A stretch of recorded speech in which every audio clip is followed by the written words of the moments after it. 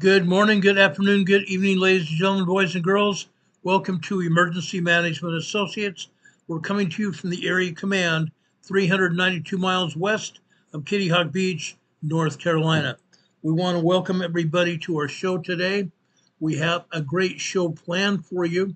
We'd hope you stick around for our entire show because if you don't, you're not going to get anything out of it. Those people that stick around 8, 10, 12, 15 minutes aren't going to get anything out of this show at all. So please stick around for the entire show. The first 20 to 30 minutes, we're going to be talking about Hurricane Erin because, quite frankly, that is a bit major topic right now, and there are still lives in danger here. There are still lives hanging on the line here in North Carolina and points north as well. Now, down in Florida, we've been told that there is a severe thunderstorm coming from Hurricane Erin. The outer bands of the hurricane are still moving. Okay, the outer bands of the hurricane are still moving. Huge hurricane. This hurricane is over 800 miles wide. Yeah, this hurricane is over 800 miles wide. Look at this. No, I'm sorry, that's not it.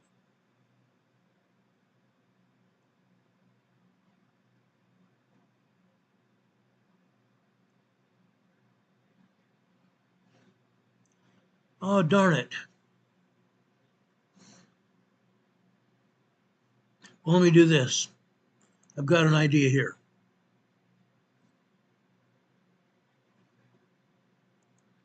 Okay, this is it right now. It's starting to go north now, okay? It's starting to go north and east, okay? This is not going to hit land. This is going to continue to hang off the eastern seaboard of the United States and Canada, Nova Scotia and Newfoundland. You guys need to understand this hurricane is still a powerful storm. Now, this hurricane is only, I'm sorry, I didn't have my microphone right in front of me.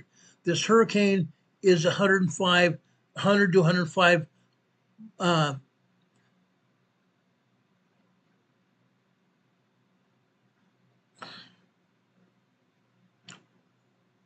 105 miles per hour, the winds. I'm talking about the winds, 105 miles per hour. This is still a category 2 storm. If it drops down below 100 miles per hour, then this will drop down to a category 1. Right now, this is still a category 2 storm. The outer bands and all the way down to the center and to the other side of the hurricane, it's over 800 miles wide. This is huge hurricane. Now, the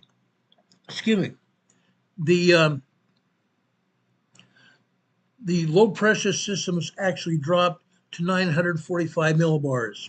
Okay, it was upwards of 800 or 960 millibars. Or no, I'm sorry, it wasn't either.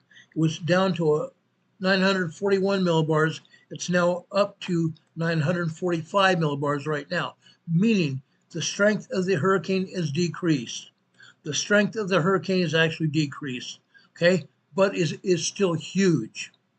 Okay, this hurricane is going to have a strong influence on a lot of people as it goes up the coast. Now, I want to show you something else here. Look at this. Okay, this hurricane is 210 miles away from us. The center eye of the hurricane is over 210 miles off the coast. Now, I told you where I live, 392 miles west of Kitty Hawk Beach. Okay, we right now are experiencing a thunderstorm. Right now, we are experiencing a thunderstorm, and it's real. It's very real. Now, no, we aren't losing power. Our power flickered about a half hour, 45 minutes ago, but that's all it did. This hurricane is still over 210 miles off the coast, and we are 392 miles west of that. Okay, which means we're over 400 miles away from the eye of the hurricane. Actually, close to 600 miles away from the hurricane. And yet we still have the outer band of the hurricane affecting us. Okay, The outer band winds are going counterclockwise, okay? The outer bands are spinning off thunderstorms and tornadoes, okay? Want to emphasize that. The outer bands of the hurricane can still spin off thunderstorms and tornadoes. That's still a factor here. It's going to be a factor until it reaches the mid-Atlantic Ocean and heads up over to Iceland. Now, before it hits Iceland, it'll also hit England. This hurricane will hit England. Demon Catman, your country may see winds from this hurricane. You may see some high seas as well. Okay? This is still a very powerful hurricane. Okay, 100, 101, 105 mile per hour winds. This still is a very powerful storm, and it's widespread. It's very widespread.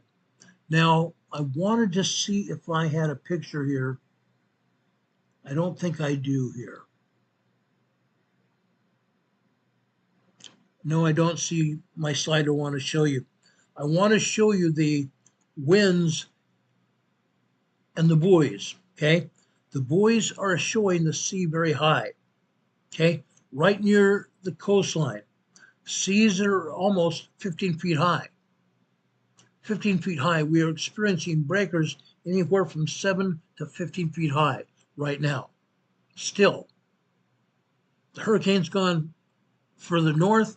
That's offshore quite a distance, but we're still seeing winds and wind-driven seas. Okay? Now, I have quite a few things I don't need to show you here, and I'll ask for your patience in showing them to you. The first thing I want to do is take this down. I'm going to show you several videos here of what's actually happened with the storm since last night. Talking about Hurricane Erin. I'm meteorologist James Hopkins from 10 Tampa Bay, and joining me, of course, is Robert Spetta from First Coast News. We're going to talk about the tropics, and it's something you and I have been talking about all week, really since last week, as you guys did feel some of those impacts from Hurricane Erin. And over the last couple of days, you've had some rough surf and stuff like that. What have you been dealing with? What are you seeing right now as well? Hey, yeah, that's the big thing out here right now, James, and it's been the case over the last few days, is all about the waves. And even from the start, you know, we were saying we're not going to get a direct hit here on the First Coast or the state of Florida. Time and time again, you know, that's what we were really stressing here. It was going to be about the rip currents. It was going to be about the waves out here. And now, yeah, we're kind of seeing the end result of that. We did get some moderate beach erosion. Last night we had a few spots that reported a little bit of tidal flooding, but in general, not a lot of rain to really speak of outside of a few coastal showers and some breezy conditions. Yesterday, I was in St. Augustine covering the waves out there, and to be quite frank, I had one person walk past me. They were very obviously a tourist. They had an English accent. They were visiting from out of town there in St. Augustine, and they said, "Oh, what? There's a hurricane offshore?" And I was like, yeah. So, you know, it is what it is. I do want to show you some images, so let's put me up on the full screen here, because I'll give you a little quick look at what we have going on out here. Let's flip it over, because I got a couple images from our weather watchers, and this one's one of my favorites right here. That is not the right source, guys. That is a 7-day forecast. But hey, while I got that up and they try to figure out behind the scenes, Friday, Saturday, and Sunday, you know, we're still going to be looking at a weather impact alert, because as Erin pulls away, we got some scattered showers and thunderstorms in our forecast, just kind of that trailing trough behind it. So we're going to be looking at that instability. But here you go. There we go. So this is a nice image sent to us from Brenda. This was out in Fernandina Beach. Just the surfers were getting at it, James. Mm-hmm. But James, I could tell you, James, do you surf, first of all? I tried when I was younger. I decided to give it up. Not for me. Yeah. I do not surf, but I could tell you I was talking to a bunch of just experienced surfers, and they were saying it was not a good time out there yesterday. There was big waves, but it was a lot of just washing machine type of waves there. So, yeah, you know, not really the best. Now I want to switch over and we'll go back to my stuff here, because I just want to show you a couple other images from our weather watchers here of some beach erosion in Fernandina Beach. There you go. So in Fernandina Beach, this is from Christine here, and this is what we've been talking about. It's when you go to the beach, you see that deep drop off. That's because as those breakers came in, it really just smacked and washed away parts of the beach, and especially in these areas where we just had some recent beach replenishment. So yeah, that's kind of our biggest impacts here on our neck of the woods. This is a beautiful sunrise photo somebody sent in this morning as well out there at Fernandina Beach. Just showing there at the piers and stuff. You still have some waves kind of getting whacked, but in general, we're down to about 4 to 5 feet versus you see some of those buoys off towards the north at about 20 to 30 feet. Okay, I want to stop right or pause right there. Buoys I'll off. go back here. Buoys off. 20. Okay. I want to show this. These buoys are just offshore. Okay. Now the wave height has dropped actually. Okay. It was 7 to 15 feet earlier this morning. Now it's 4 to 5 feet deep. Okay. Or 4 to 5 feet high breakers here. That's a lot better than it was.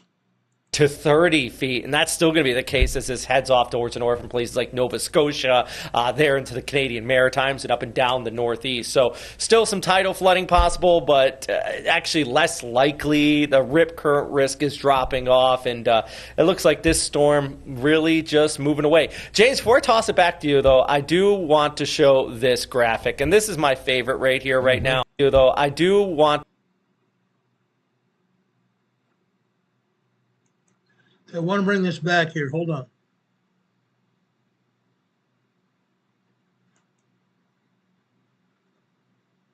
Less likely. The rip current risk is dropping off, and it looks like this storm really just moved. Okay, look at that storm, guys. That's a radar from earlier. Again, it's 800 miles wide. 800 miles wide. That's huge. That's huge. Now you see the wind speeds here on the shoreline. That is also contributing to some of the heavy surf. Now I'm going to show you some videos of homes, actual homes that got knocked down by this storm. Okay? Unreal. Moving away. James, before I toss it back to you, though, I do want to show this graphic, and this is my favorite right here, right now, because there was just so many people arguing with me about this heading towards the west, and they were saying, you should be ashamed. This is going to hit Florida. And I was like, trust the Mets, guys. This is going to make that turn towards the north. That's what that forecast is all about, James.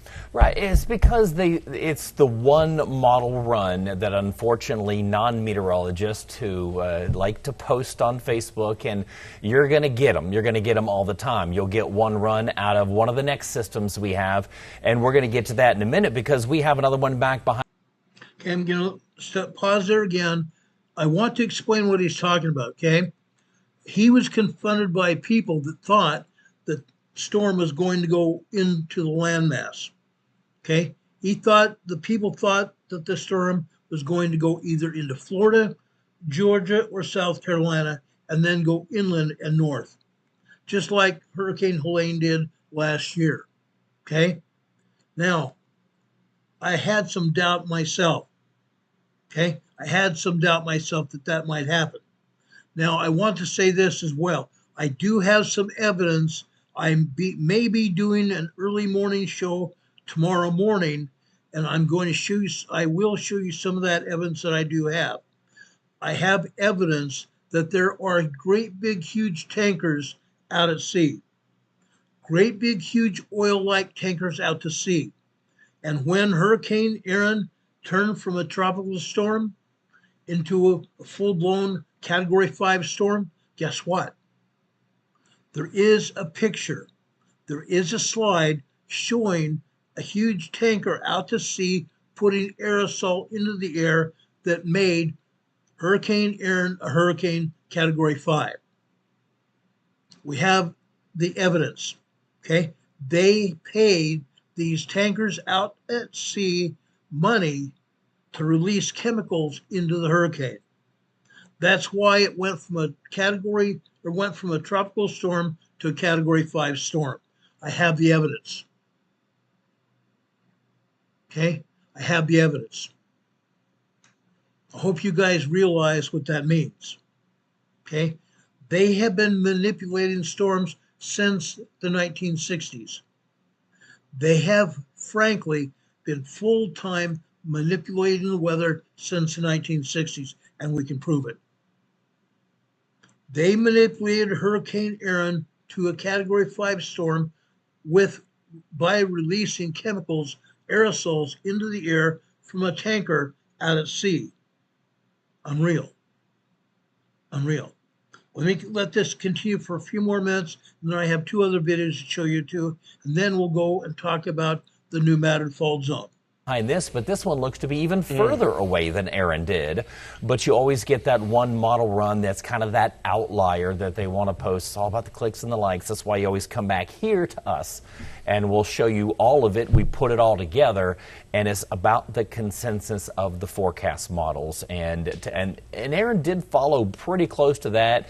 There was a few times you see that cone kind of shifting a little bit, but it never went too far outside of the cone, which was good news because, as expected, it passed by between Bermuda and the Outer Banks of North Carolina, something we've been saying since last week that we expected it to do. Last week's models had a little closer to Bermuda than it actually went. It did shift a little bit to the west, but not what some of the other outlier forecast models have shown. So that's good news. Also good news is North Carolina dealing with the worst of it right now. It's all going to get better for them as we go throughout the day today, and same for them up there as the beach erosion is more than likely going to last into tomorrow as this pulls away. Currently we're looking at 100-mile-per-hour winds. It's moving to the north-northeast at 18 miles an hour. Did pick up a mile an hour there. Also did slow with the wind speeds. It was 105 earlier this morning. And the good news is that the forecast models yesterday had it going back up to a Cat 3. And then the very next run took it back down to a 2. So it never did make it back to Cat 3 status. It did get 110 yesterday. And again, luckily for that. Now, we do have hurricane hunters in there right now. But unfortunately, I got to tell you something here. Chief Meteorologist Bobby Deskins was supposed to go on this flight this morning. But unfortunately, his flight got canceled. And if you'll notice the track, this one actually, they did, the backup took off. And it came from Biloxi. And unfortunately, Bobby did not get to go on that. Had a generator on one of the engines go out. And did you hear that, guys? The main plane that was going to go out and visit Hurricane Erin this morning had a generator malfunction on one of the engines, and so that flight was canceled. Can you imagine an airplane, an Air Force prop job, out in the middle of a hurricane and have its generator on the engine go out, which would mean an engine failure on board the aircraft in the middle of a hurricane? They were lucky that they caught it on the ground. So the backup plane from Biloxi, Mississippi went out instead. Not a good idea unless that plane is 100% to put that thing into a hurricane. But here is the latest run. And look at your millibar now, 948. So the pressure, central pressure did drop just a little, but looking at 104-mile-per-hour winds. And so, again, we'll get the latest with all of that. So like you were talking about us yesterday and a little bit in today, you see some of that drier air that's back behind it. But you see this right here. Look, stretching from New York all the way down through Dallas. That's a cold front. And that cold front is going to help give this a push on out. It'll speed up. But that cold front will help bring us a little bit of rain as we go into, again, the weekend. You know what I've been telling people, James, is that if this was 1 month later, we would be talking about a serious cool down. And you can see it with that front. It's just not strong enough. It's not late enough in the season to kind of bring that autumnal air. But that interaction helping to trigger up those thunderstorms here across the entire state of Florida. Well, you know, here in Southwest Florida, autumn is when you go from 91 is your average daytime high to 89. So we'll take it. Get that pumpkin spice ready to go. I'll take it. Absolutely. But unfortunately, we're not even looking at that. So again, this is going to be moving its way up and past, and things are really starting to get active here in the tropics. You see the 100-mile-per-hour winds, 260 miles to the east of Cape Hatteras, and that has been gaining. At one time early this morning, it was about close to 200 miles. So now it's again picked up. So watches and warnings. We still have the tropical storm warning up the coast of the Carolinas all the way to South New Jersey, and a tropical storm watch there for Bermuda. So again, here is the latest forecast, and you zoom in, you see how far away it is from us. Now expected to be weakening to a Category 1 this afternoon. That's good news there. And here's something, Robert, it's going to be interesting. It's heading its way towards Iceland. I'm going to show you the spaghetti plots in a minute, but these are the kind of storms we like to watch as, of course, they're moving their way away from us. So this is one when things start to calm down for you, and of course the coast of the Carolinas, it'll be something that's nice to watch. It's going to be a remnant low, but look at these spaghetti models and what they do with this system as we go into next week. It takes a second here for this thing to load, but that's all right. Yeah, I mean, okay, this shows you headed towards Iceland, and it's going to breeze by the northern part of north part of the British Empire, Scotland, Ireland area. Okay, I want to show you that. This is important to understand what's going on here. Let's bring up another video here that I want to show you. Each of these videos has its own worth here. Watch this. This is the surf battering the Outer Banks of North Carolina this morning.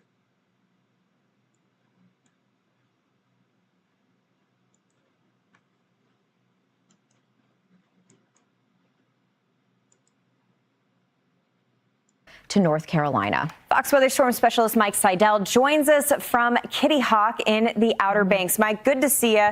I'm sure you're... Again, Kitty Hawk Beach is 392 miles east of me.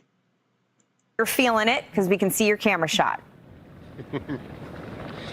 Yes, what I'm feeling at the back of me, and this is why I've got my rain pants on and my jacket, because we don't expect any rain today. It's just to keep the pain away from getting sandblasted for 7 or 8 hours. Not that it would kill me, but you might as well, as they say, work smarter, not harder, be more comfortable out here. And the winds have been gusting 40 to 45 miles an hour.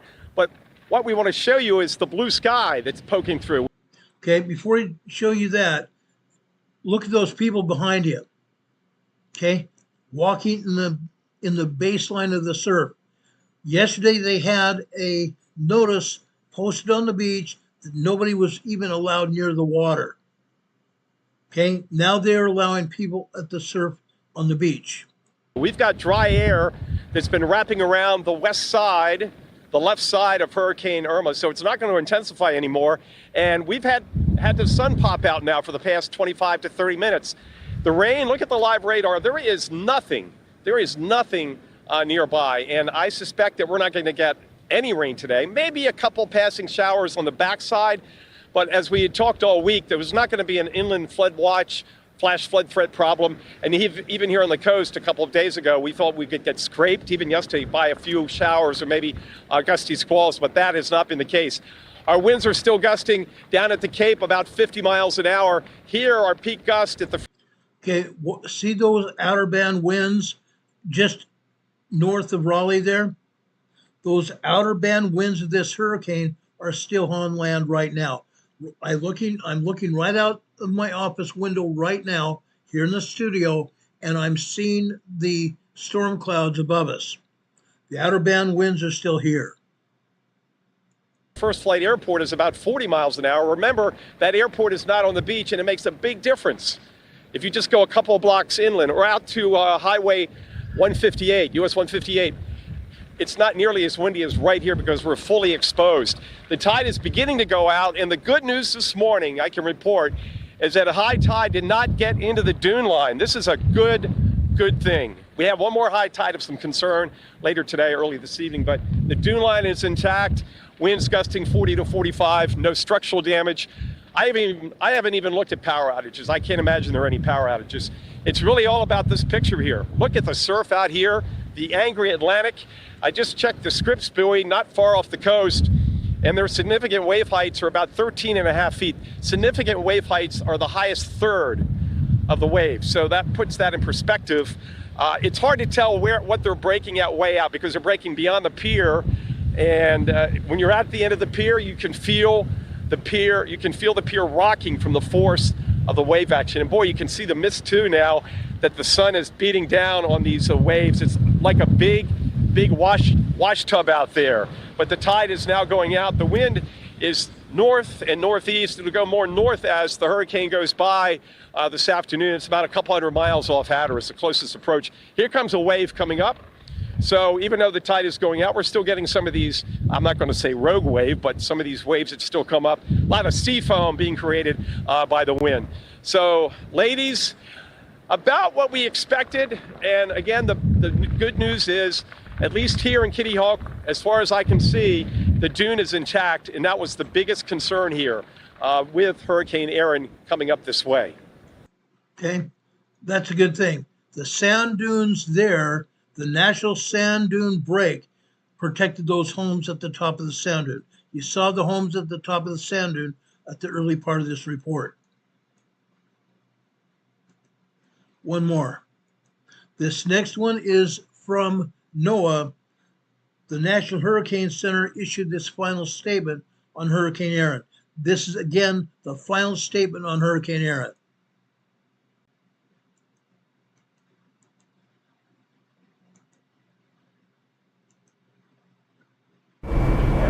Hi, this is Mike Brennan here at the National Hurricane Center, coming on with the latest on Hurricane Erin this Thursday morning. While the center of Erin is now accelerating away from the coast of North Carolina, now more than 250 miles east of Cape Hatteras, there's still multiple hazards ongoing along portions of the east coast of the United States.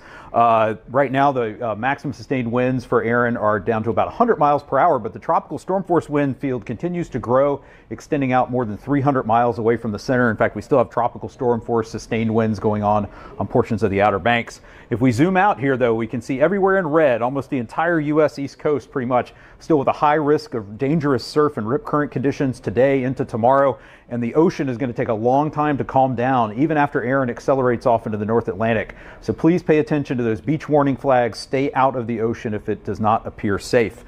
Zooming in a little more closely here into North Carolina, we still have a storm surge warning in effect for portions of the Outer Banks from Cape Lookout up to Duck, where we could continue to see 2 to 4 feet of inundation above ground level. And in particular, those highest waters along the ocean sides are going to continue all the way into tomorrow. As each high tide cycle continues, those waves are going to crash over through those dunes that have been broken down, washing out roadways, creating dangerous conditions. And there's also going to be the potential for some sound side flooding in the southern part of Pamlico Sound through tonight due to those persistent north winds. If we zoom out a little bit and head farther north, there is the potential for inundation of coastal flooding 1 to 3 feet above ground level for lower portions of the Chesapeake Bay, the Delmarva Peninsula, the Jersey Shore, South Shore of Long Island. Going to continue to be some coastal flooding there in addition to those dangerous surf and rip currents. And I mentioned the wind field.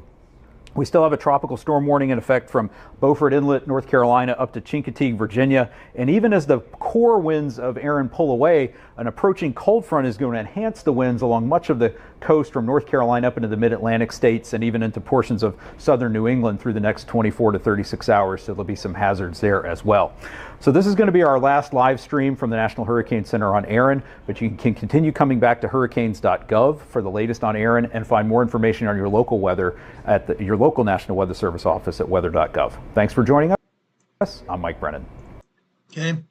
Again, this is the final briefing, final update about Hurricane Erin from the National Hurricane Center in Miami. Okay. You got to see the hurricane. You got to see the pictures of the beaches. You got to see what is going on with the hurricane as it moves away from North Carolina and moves up the coastline. Again, what you saw here is very important. Okay. The hurricane weather is still going to affect the coastline. The hurricane weather is still going to affect the coastline. There are going to be winds. There's going to be rain. There's going to be heavy surf, all the way up into New England and over into Canada as well, Newfoundland and up into Nova Scotia. That hurricane, that storm is going to be affecting those people all the way north as it goes further out into the Atlantic Ocean. It's even going to affect England. Okay, it's even going to affect England. High surf over there probably within the next week. Okay, so everybody needs to be prepared for what's going to happen there. Does anybody have any questions of me in regards to Hurricane Erin? Okay, yes, we had plenty of pain and agony at the shoreline here in North Carolina last night. Several homes over in Rodan went down into the water. I showed you some of those homes last night, and the storm battering the coastline then, and today, some of those houses are part of the Atlantic Ocean tonight. Okay? Now, we are, as he alluded to, the high tide here in North Carolina is going to be approximately at 8 p.m. tonight. The same thing as last night was at 7 o'clock.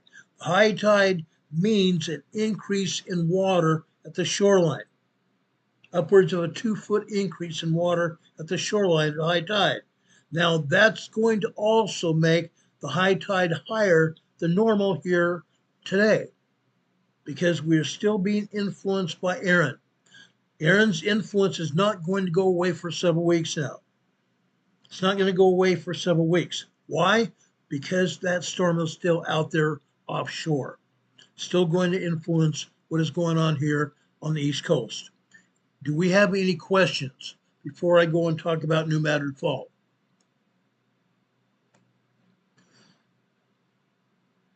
Rich is asking, will it do things to our wildfire? I hope, Rich, that some of the rain will reach Nova Scotia and put out the wildfire there. Now, I was told earlier today, Rich, you can probably confirm this. You have wildfire about 40, 45 miles away from where you live, and there's plenty of smoke to go along with it. Okay? Rich is being affected by a wildfire, just like happened last year over around Nova Scotia. It's going together now. Okay? He's had that wildfire for probably a week or two now over in Nova Scotia. It's bad. It's bad. Smart Butt Patriot says, let's hope so. I agree. I couldn't more agree. I hope it helps with rain out there in Nova Scotia and even Newfoundland. Hope that rain puts out the fires and helps those people with their crops as well. Rich says it's 28 miles away now. That means the fire's gotten even closer. Rich, we're praying for you, brother. We're praying for you and your family. We're praying for your neighbors and friends as well over there in Nova Scotia. It's pretty bad. Sheila Dean is here in West Tennessee and said we're having earthquakes all the time. No one tells us about. No joke. No joke. It doesn't. I'm not making light of it, Sheila. I'm not. But what I'm going to tell you is this: the USGS, and yes, I'm calling a spade a spade. The United States Geological Survey is BS. Okay? They do not want anybody to understand what exactly is going to happen. They're not going to tell anybody. I totally get that there are earthquakes around you. No joke. Those earthquakes have been happening now for months, maybe even the last year. Linda Lloyd is saying New York City, Long Island, Staten Island flooding. Yes, you're going to have some flooding up there in New York and over in the Jersey Shore area. This hurricane is going to hug the coast, guys. As it leaves North Carolina, it's going to go up the coast, Virginia, over into New York, up into the areas around Jersey, and north of there, over into the New England states, even up into Massachusetts. Okay? You're going to see some flooding along the coastline. You're going to see some wet weather. You're going to see some rain. We've been seeing rain here in North Carolina for about 2 or 3 days, and it's been because of Hurricane Erin. The outer bands of the storm, guys. You got to remember about the outer bands of the storm. Right now, I'm sure that Massachusetts is feeling the outer bands as well as New Jersey and New York. New Jersey and New York have already experiencing some flooding and winds as well. It's going to continue to happen for several days, and maybe we'll even talk about it. Okay? Because this is not over here in the United States. It's not over until it's way out into the middle of the Atlantic Ocean, far enough away from the U.S. and far away from England as possible, even though England is going to see some high seas and winds there in England as well. Kennedy the Warrior's here. Welcome here. Appreciate you, Bill. Debbie J.H. is here. Appreciate you guys. Any more questions about Erin before I continue here? Linda Covington said she got a message from relatives in Duck, North Carolina. Their house has survived. That's great. That's awesome. That's so good to hear. Rebecca the Explorer says live streams are taking 48 hours to process. No joke. No joke. There's so much going on. Now, I did have some videos I could not share with you because they came from private people. I can only show you videos from news feeds, and sometimes even the news feeds I can't show you. Okay? YouTube took the monetization down on Monday from our video on Monday where we talked about my second cousin and 2 other officers that got shot in Tremont, Utah. Because I showed the video, apparently some of the video belonged to a private person. My video from Monday was demonetized. So I need to be very careful whether I want monetization or not. I need to be very careful because they could take my channel down for showing privately owned video.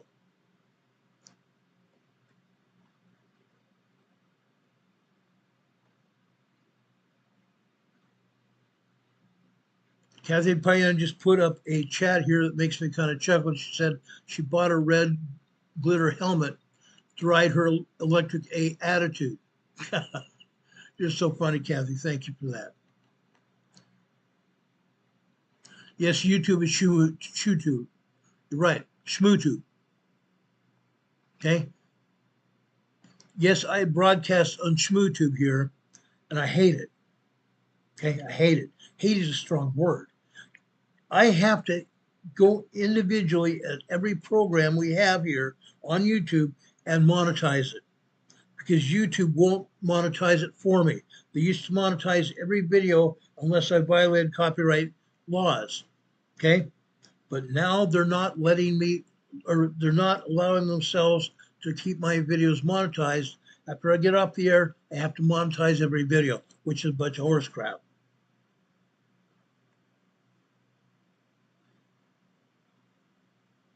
Does anybody have any questions about Hurricane Erin? Thanks, Kathy. I think I'm funny too sometimes. I hope I'm fun. I hope I entertain you, but I hope I also give you all good information that you can use. That is the total purpose of this program, is to put out good information that people can use and be aware of to save their lives from various storms or emergency situations. We try to keep you away from them. We try to make sure you are not exposed to those events. And if the events happen and you have to be exposed to them, we want you to be prepared to do it. We talked about Preparedness on Friday, which is tomorrow. Preparedness Friday will go on as normal at 4 p.m. tomorrow evening. Okay, I don't see any more questions about Hurricane Erin. If you do, please send them to me and I'll answer them for you. Now, after this video is through, after we finish today, there will be a comment section at the bottom of this video program. After this video is over, you'll see a comment section where you can leave us comments after we get through broadcasting. Okay, feel free to do that. I always see those comments, and I try to answer every one of them. Especially those are pertinent to people's saving. Excuse me, can't even talk. Pertinent to saving people's lives. Okay.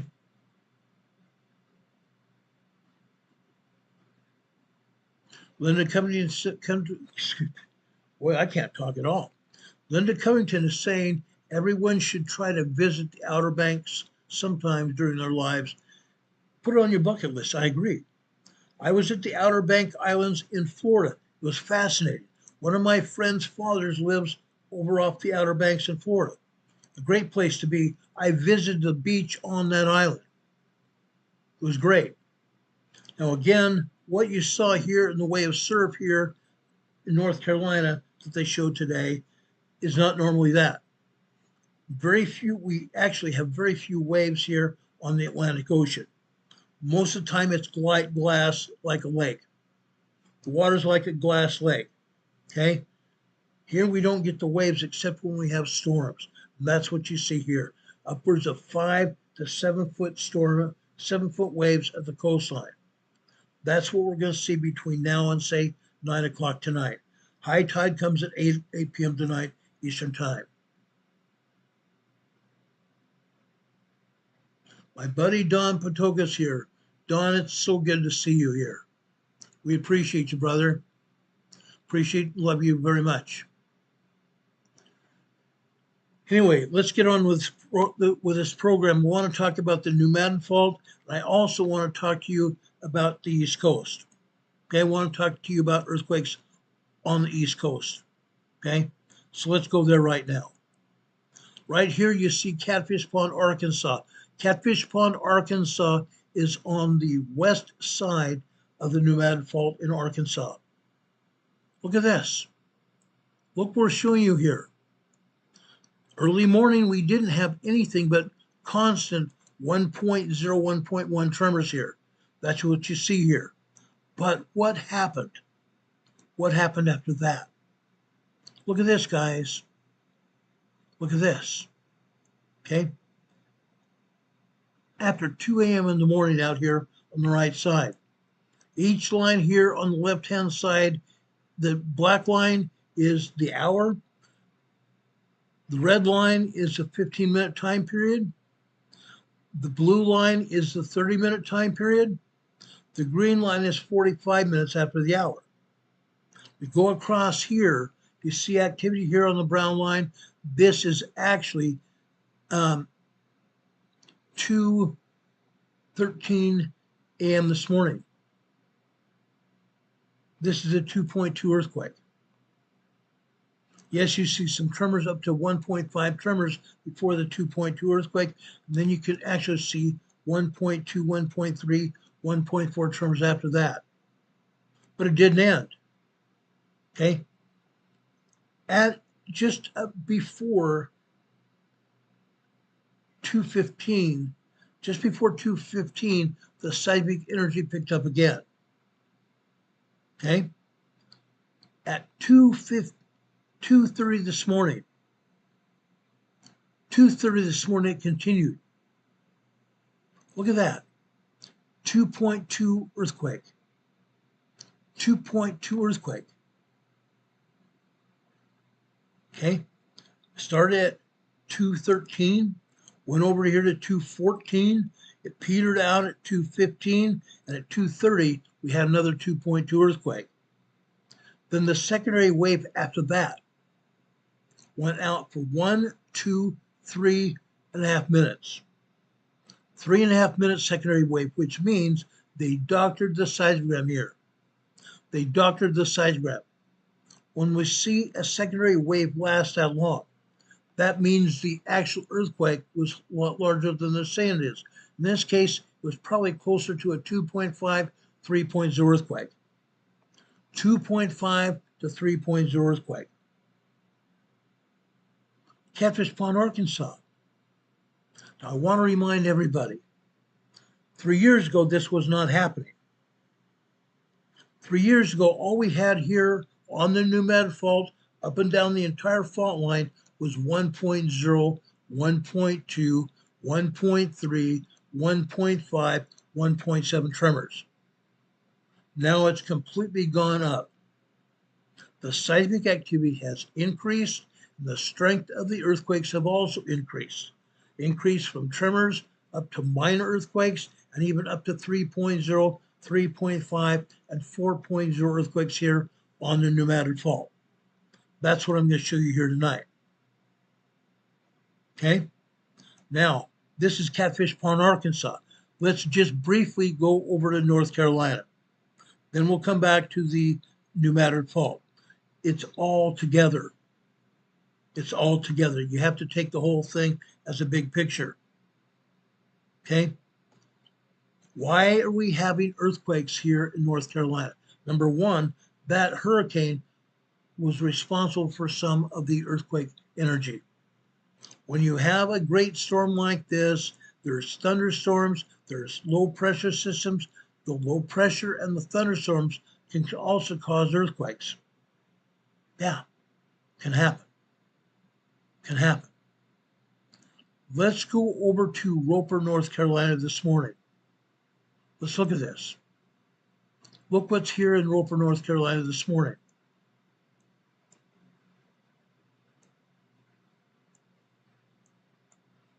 Look at this, guys. This is real. This is northeastern North Carolina.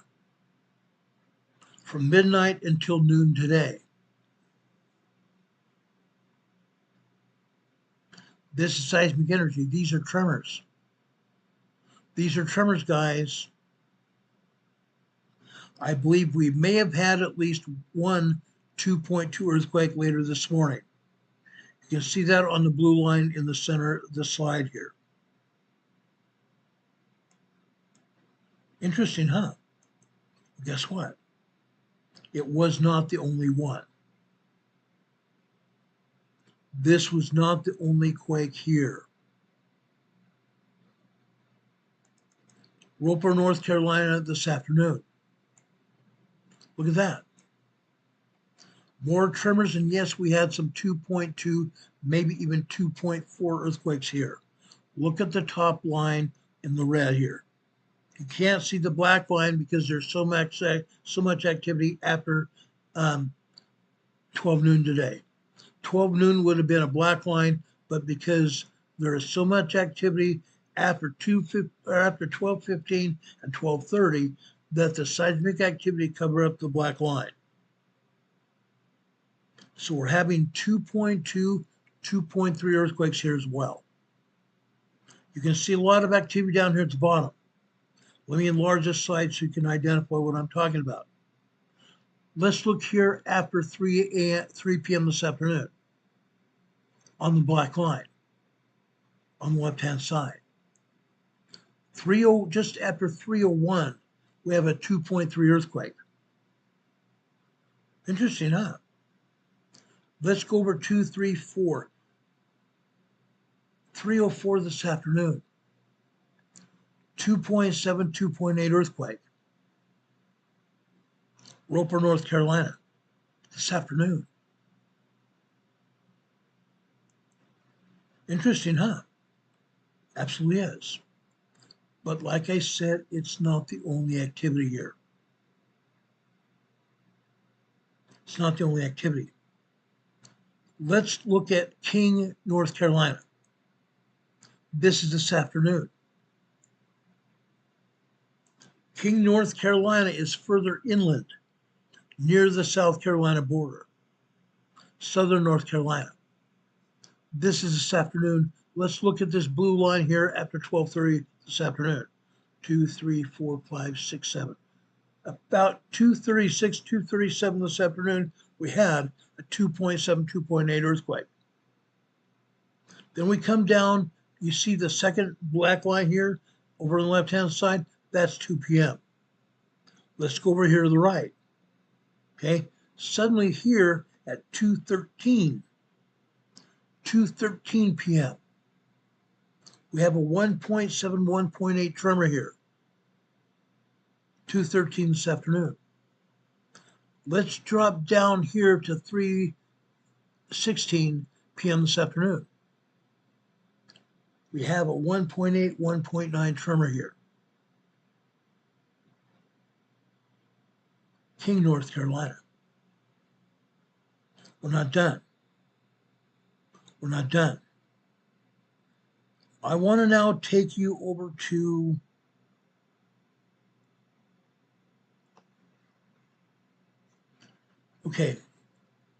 I'm going to take you now over to Roland, North Carolina. Roland, North Carolina is over on the northeastern shore of North Carolina, where most of the sand, most of the homes that are being battered by the hurricane are there. Roland, North Carolina. It's a community of maybe 350 people. Look what we have here this morning. This morning, guys, The top line here is midnight on the left-hand side. So we come down here to 1, 2, 3, 4, 5, 6, 6:30 this morning. 6:30 this morning, we have a 2.8, 2.9 earthquake. Interesting, huh? Then after 9:15 on this next red line, we come over 1, 2, 3, 4, 5, 6, 7, 8. Okay, now we are over here at 9:23 a.m. this morning. Now notice what we have here. The top and the bottom of this sequence was cut off. What does that tell you? They're hiding the strength of the quake. This is probably close to 3.5 earthquake. Close to 3.5 earthquake here in Roland, North Carolina today. That's pretty much fits with what all the other earthquakes have been here in Roland, North Carolina in the past several months. During the past several months here in Roland, we've had 3.0, 3.5, and I believe we've also had 4.0 moderate earthquakes here in Roland, North Carolina. I've shown most of that information to you over the last few weeks and months. Now we have one more earthquake here this morning on the 11:30 line down near the bottom. Okay, we go to 11:31, 2, 3, 4, 5, 6, 7, 8, 9. Okay, now we are here at 11:39 a.m. this morning. We have another 3.0 earthquake here.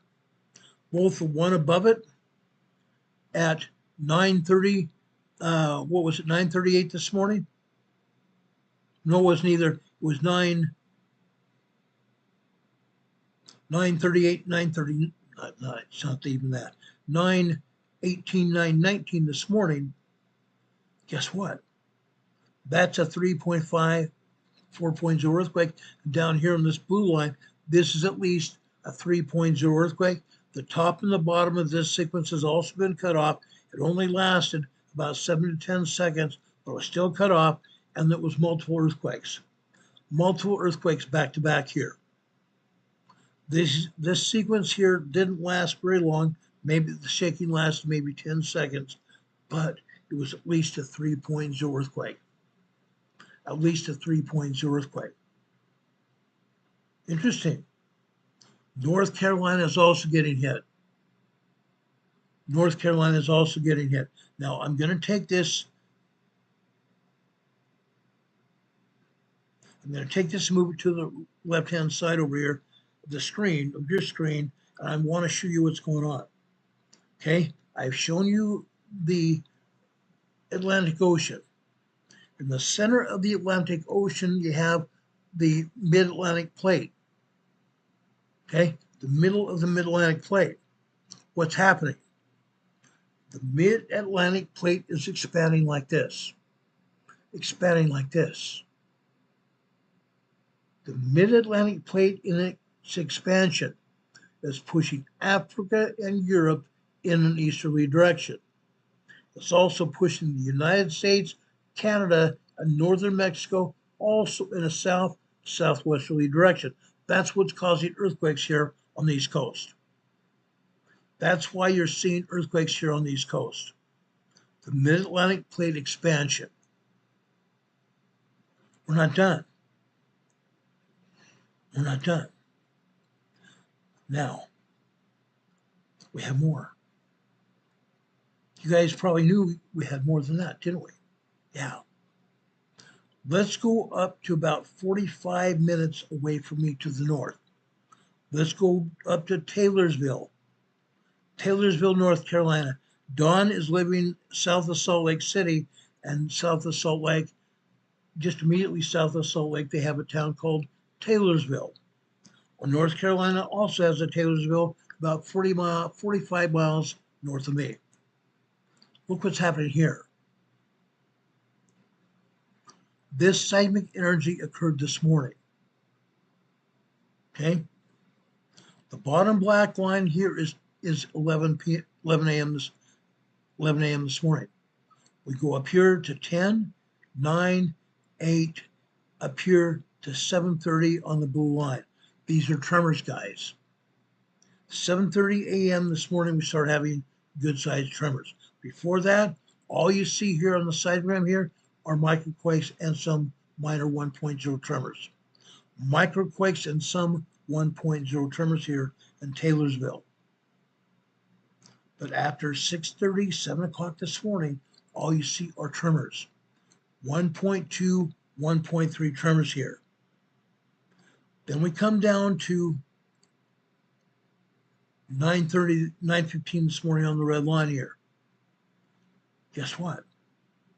1.6, 1.7 tremors here after 9:16.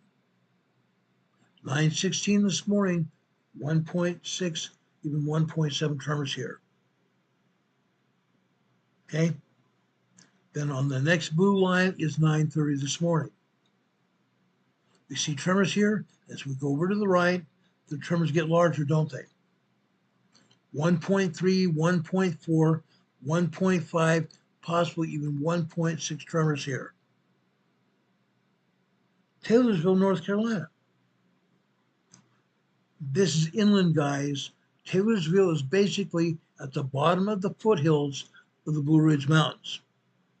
The bottom of the foothills of the Blue Ridge Mountains. Taylorsville is probably 200 miles west of Kitty Hawk, or actually not Kitty Hawk, it's 200 miles west of the shoreline of North Carolina. So we're still seeing earthquakes here in North Carolina. Okay? The Blue Ridge Mountains, or the Appalachian Mountains as they are all commonly referred to, is the Eastern Continental Divide. Eastern Continental Divide. On the east side of the Continental Divide, guess what? You're on the Atlantic Plate. The east side of the Continental Divide, you're on the Atlantic Plate. On the west side, guess what? Where you at? You're on the North American Plate. The top part of the Continental Divide is actually the beginning of the North American Plate. That's what's going on here. The Atlantic Plate is pushing the North American Plate in the southwesterly direction.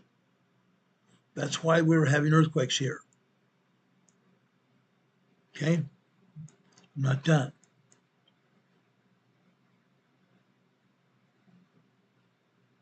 Let's go south. Okay? I want to go south to Sumter, South Carolina. This is Sumter, South Carolina this morning. Look at the tremors here. You're also seeing some earthquake activity here. When you hear of Lugoff, North Carolina, the base of the foothills, this is the same place. Sumter is just barely west of Lugoff. Okay?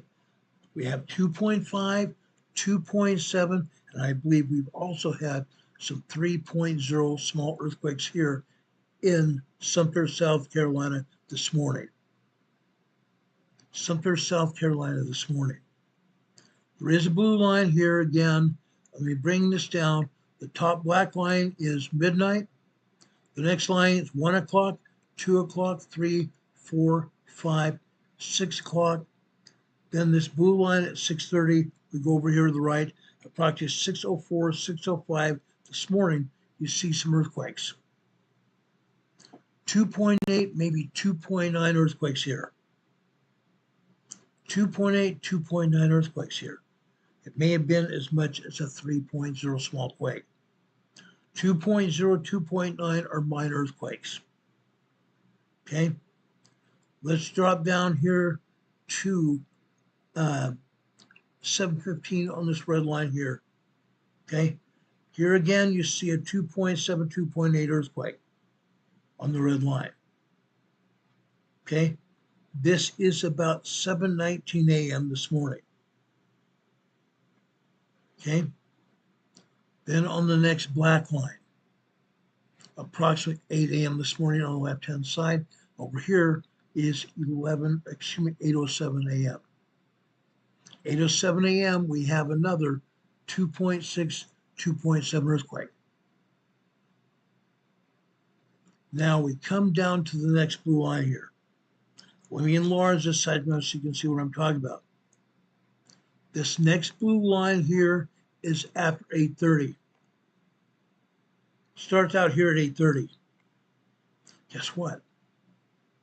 I believe we've had our first 3.0, 3.2 earthquake here at 8:30 this morning.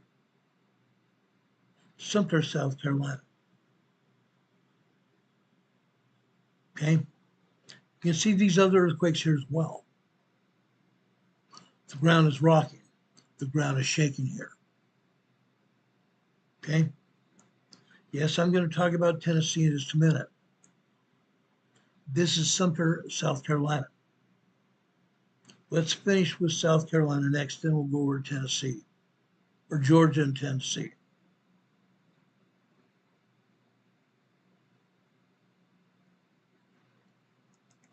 Sumter, South Carolina right here. This is this afternoon. This afternoon, guys, look what's going on here. I said we had some 3.0 activity, I mean it. Even this afternoon. Even this afternoon. 12:30 this afternoon. Actually up at the top, just after 12 noon. I believe we had a 3.0, 3.2 earthquake this afternoon after 12 noon. Then after 12:30 again, we had it again. We come across on the next red line here. The next red line here is 1:15 this morning. Not this morning, 1:15 this afternoon. And over here, this is 1:26 p.m. this afternoon. Another 3.0 earthquake. Fascinating, huh? Then after 2:15, here in the middle, this is actually 1, 2, 3, 4, 5, 6, 7. Okay? 2:22 p.m. this afternoon. Another 3.0 earthquake. This one lasted 30 seconds. Then about a minute and a half later, another 3.0, 3.2 earthquake hit. This earthquake lasted 30 seconds. Fascinating, huh? Now we come down to this red line here just after 3:15 on the left-hand side. We go over this earthquake over on the right-hand side on the red line. This is right before 3:29 p.m. this afternoon. Just before 3:29, it's 3:28 here. Just right before 3:29. We have another 3.0, 3.2 earthquake here, back to back. Multiple earthquakes back to back here. Then we jump down to this next blue line here. All times here are Eastern time. Okay? We jump down here to 3:31 p.m. this afternoon. Another 3.1, 3.2 earthquake. This earthquake lasts about 5 seconds. 3.0 small shaking. You feel the floor move beneath your feet. 3.0 activity, you feel the floor moving beneath your feet, but nothing major. That's what's happened here in Sumter, South Carolina. Incredible, huh?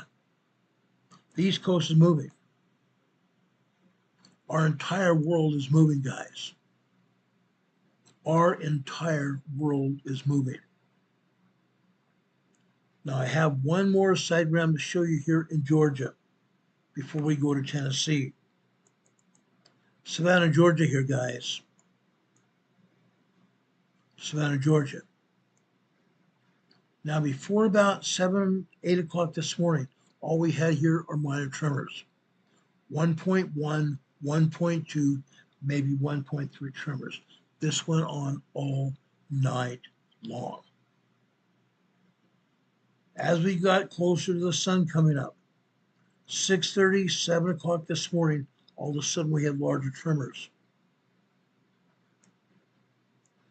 That's because the seismologist came to work and turned up the seismograph. The seismograph is a machine that records this information. We've seen it happen before. They don't want us to know exactly what happened. They keep the seismograph turned down after about 7 or 8 o'clock at night so they don't show anything going on. And then after that, they keep it shut off until early in the morning when they come to work. Then they can raise can't talk. They raise the sensitivity level so they can see what is actually going on. Heaven forbid the public sees what's happening. Heaven forbid the public sees seismic energy. Oh, we're going to have an earthquake. We just had an earthquake. Yeah, just had an earthquake. This is happening more and more frequently. This seismic energy is happening more and more frequently here. This is Savannah, Georgia. It's happening all day long. This kind of seismic energy is happening more and more every day. Okay? Now let's go over to Tennessee. I promised to show you Tennessee. This is Harper. I'm sorry, not Harper. This is Hopper, Tennessee. Hopper, Tennessee. Look at this. Early this morning, you see nothing but tremors here. Nothing but tremors. What happened once we got to 4 o'clock this morning? All of a sudden at 4 o'clock this morning, we're seeing a 2.7, 2.8 earthquake. 2:01 a.m. this morning. I'm sorry, 4:01 a.m. this morning. Then it got mean. It starts getting mean. Okay? 2, 3, 4, 5. 5:45 over here on the right-hand side. On the green line, we go all the way over to the right side. 5:59 a.m. We had a 2.6, 2.7 earthquake. Minor earthquake. Minor earthquake. Okay? Then if you count this, you count these black lines here. The top being 1, 2, 3, 4, 5, 6. That energy at 5:59 is still relevant after 6 a.m. on the black line here on the left.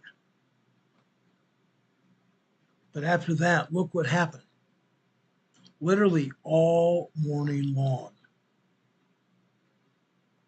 All morning long. We're having 2.6, 2.7, all the way up to 3.0 earthquakes here in Tennessee. Now, guys, this is not all. You need to realize this. Just 2 weeks ago, we had a 4.5 earthquake here in Tennessee. This is the western side of the Blue Ridge Mountains. The western side of the Blue Ridge Mountains here. Yes, we have earthquakes in Tennessee, guys. We have earthquakes in Tennessee. The Atlantic plate is pushing on the North American plate. We've had earthquakes here. 3 years ago here in Morganton, this is the foothills of the Blue Ridge Mountains. Here in Morganton, we had a 4.5 earthquake at about 10 a.m. Right here, not more than 3 miles west of me. This is happening, guys. This is happening. 6 years ago in Sparta, North Carolina, we had a 5.1. Just 1 year before I got here. 3 years ago, we had a 4.5 earthquake here, right here where I live.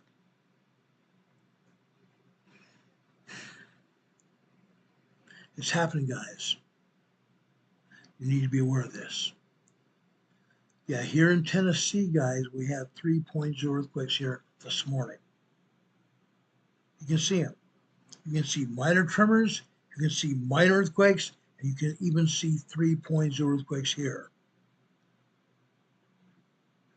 The earth is moving. It's moving in a big way. Any comments about the East Coast?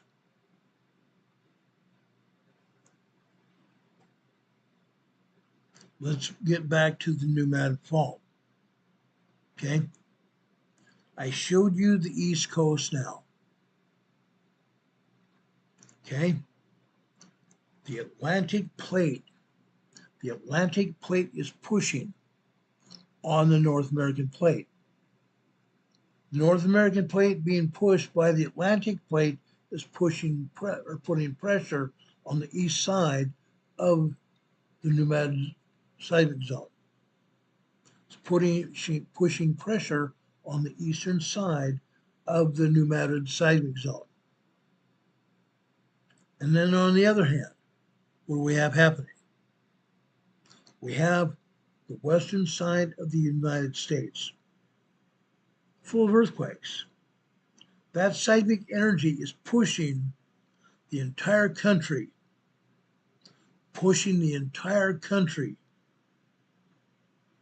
putting pressure on the western side of the pneumatic seismic zone. We are about to have a major earthquake on the pneumatic seismic zone. It's going to happen. It's going to happen any day now. It's going to happen any day. I used to think up until a few weeks ago that the pneumatic seismic zone had maybe 2 years. Now, like the San Andreas Fault, I believe the pneumatic seismic zone might happen. I'm talking about the earthquake. It could happen almost any day now. Certainly by 2 years from now. This time, 2027, we may have already seen the pneumatic seismic zone move spectacularly, or it's going to happen soon after that. But within the next 2 years, I expect to have a major 8.0, 8.2 earthquake hit here on the pneumatic seismic zone right here.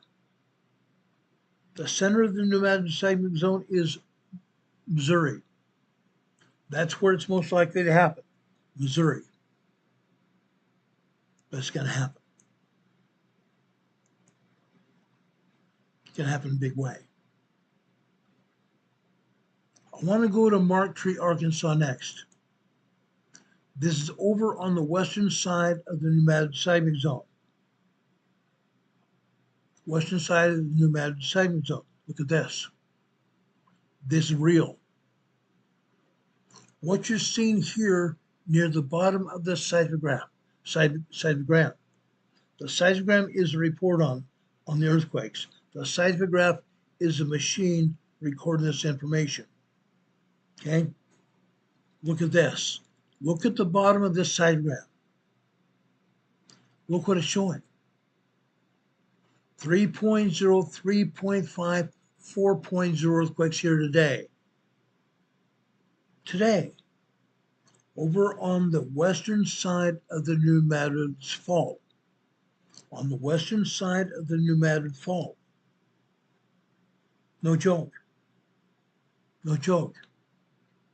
Up at the top after 12:15 on the top red line here. The pneumatic fault was moving at this time. Up at the top, you see minor earthquakes and tremors. Minor tremors and earthquakes. Then after 3 a.m.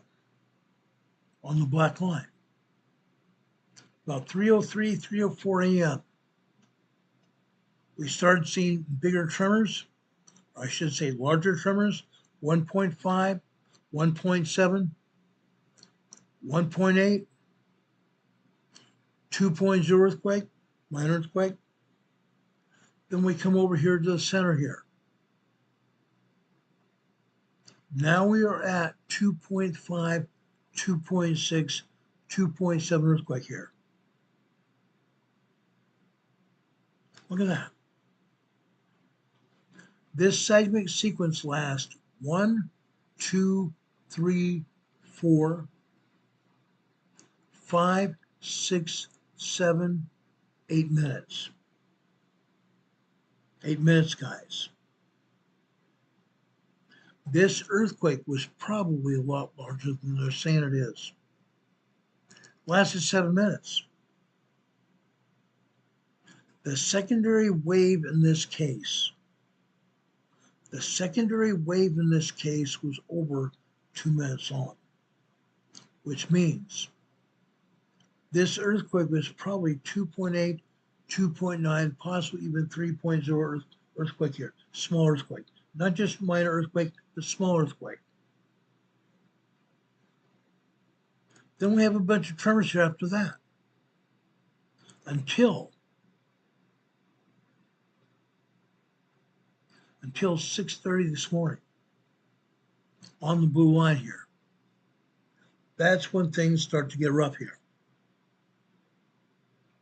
What's going on? Starts off with tremors. Then we have minor earthquakes, 2.0, 2.9 here. Then we see some larger earthquakes happening here. The color overshadows other colors here. Interesting. But also look what happens with the agency. Somebody is turning down the seismograph. Turning down the seismograph was only showing so much activity.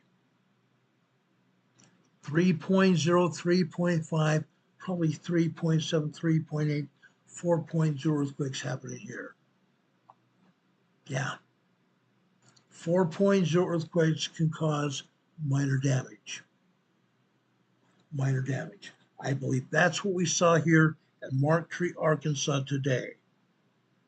Up until 3 months ago, they turned down the seismograph here. They turned down the seismograph to only show you tremors here. Now we're seeing full-blown earthquakes similar to what we saw 3 months ago.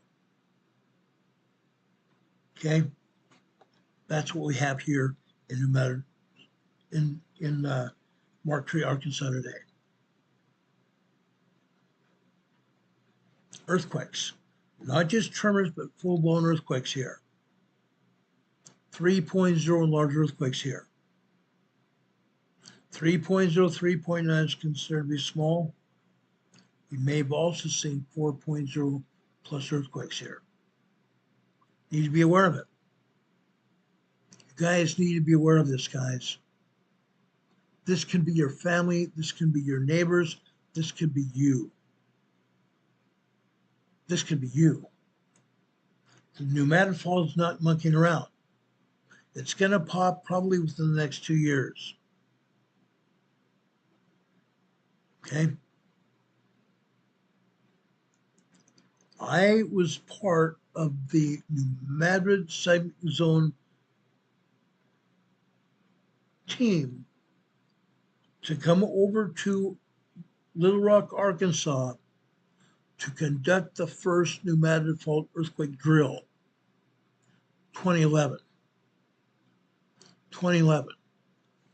At least 40 of my best friends and I, as well as a full contingent of Army National Guard. Not just Army National Guard, but Army Air Force as well. We had the police, we had the sheriff's departments, we had the Air Corps, we had the National Guard, We had fire departments and paramedics also. Okay, that was the first New Madrid seismic zone earthquake drill. Let me tell you a little bit about the drills we do. What happens? What happens? Usually we arrive at the drill site on the Friday just prior to the start of the earthquake drill or any kind of other drill. Now, I've done terrace drills as well. So we arrived on the Friday right before we started the earthquake or the drill. We briefed each other. We briefed the supervisory personnel for law enforcement, fire, and paramedics. We briefed the politicians as well. They needed to know what to do and how they were going to react as well, because they were going to face the citizens of their communities. They were going to face the citizens of their communities. Because of my experience with law enforcement, because of my experience with emergency management, my whole purpose during that drill was to make sure I was coordinating with law enforcement, fire, paramedics, and all of the emergency managers up and down the entire fault line. Yeah. At 7 o'clock Monday morning, we were already real world. We're not in drill mode yet. We had to go real world. Because at 7 a.m., May 11th, 7 a.m. May 11th, 2011, we started our drill. That morning, at that same time, we had four 3.0, 3.5 earthquakes on the New Madrid Fault. On the New Madrid Fault, guys, those were the first bigger earthquakes on the New Madrid Fault. That was 2011. The anniversary, the 200-year anniversary of the New Madrid Fault going off. Then we didn't see any more earthquakes like that until last year. Last year was the first time we saw 3.0 earthquakes. Like I said, before that, 3 years ago, we're just barely seeing tremors. 2 years ago, we're just barely seeing minor earthquakes. And you guys can go back on this program. On this program, there are videos here from 2 years ago when it talked about the New Madrid Fault. You were seeing tremors. You were seeing our first 3.0 earthquakes 2 years ago. Prior to that, all we had here were tremors at best, nothing more. When people asked me what was going on 3 years ago with the New Madrid Fault, nothing. Nothing's going on. It's tremor time. All we are having are minor tremors. Nothing else is going on. Don't worry about it. 2 years ago, that changed. 2 years ago, we started seeing 2.0, 2.4, 2.5, 2.7, even 2.8 earthquakes. Then last year, we started seeing 3.0 and large earthquakes, especially on the New Madrid seismic zone near Mark Tree, Arkansas. Mark Tree, Arkansas, just like you're seeing right here. Just like you're seeing right here, guys. I should do that. It's right there. Right there, guys. Mark Tree, Arkansas. 3.0 plus earthquakes here. This is not a playground, guys. This is not a playground. This is real world. This is real world. We're not drilling right now. I'm talking serious activity here on the New Madrid Fault. You need to realize this. You need to realize this, guys, things are happening. Things are happening all over the fault zone. Before we leave northern Arkansas, let's take a look at central northern Arkansas. Here we have the Ozark Folk Center in north central Arkansas. Guess what? Prior to 2 years ago, what we saw were tremors here, nothing more. But last year, we started seeing 3.0, 3.5 earthquakes over here in central Arkansas. Yeah, it's happening, guys. It's happening. What is going to happen within the next 2 years here? What's going to happen within the next 2 years, guys? Can you tell me? What do you think I'm talking about? What do you think I'm talking about here on the new Madrid fault? What have I been telling you? What have I been telling you? I believe sometime within the next 2 years that we're going to have a major 8.0 earthquake here on the new Madrid fault zone. Yeah. Probably happening in Missouri. Northern Arkansas, Missouri area is where it's going to start. It's going to be big time. It will be big time. Now, let's go over and I want to show you a side graph from Portageville, Missouri. Look at this. Again, this is this morning. Up at the top of this, right up here, all we're seeing are tremors and long duration tremor activity. That blue line here at the top, the blue line here at the top, we're seeing 1, 2, 3, 4, 5, 6, 7, 8, 9, 10, 11, 12, 13, 14, 15 minutes worth of tremor activity. Long duration tremor activity. After 7 or 8 minutes, we had larger tremors going up to 1.3. After that, got less seismic activity. 1.2, 1.1, and finally 1.0 tremors here. Long duration tremor activity. Earth is still shaking.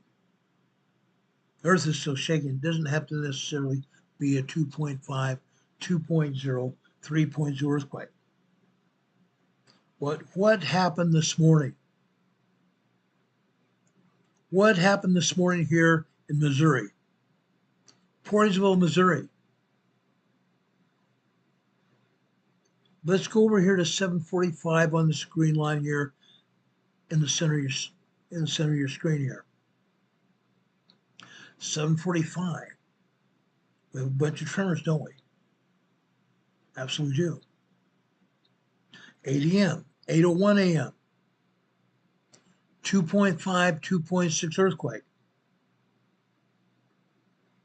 Interesting, huh? Absolutely is. Come over to 2, 3, 4, 5. Approximately 8:05 this morning. Another 2.6, 2.7 earthquake.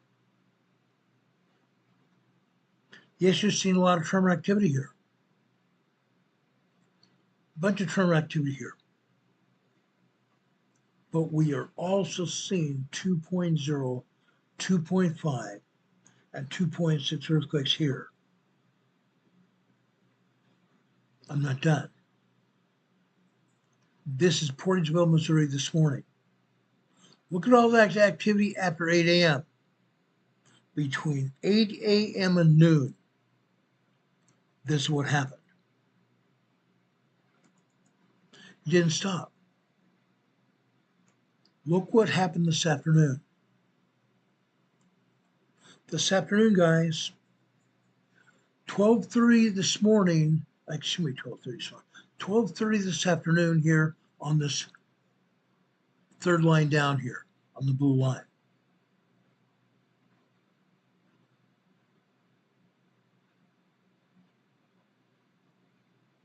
Okay, Over here at 12:34 p.m. this afternoon, 3.0, 3.5 earthquake.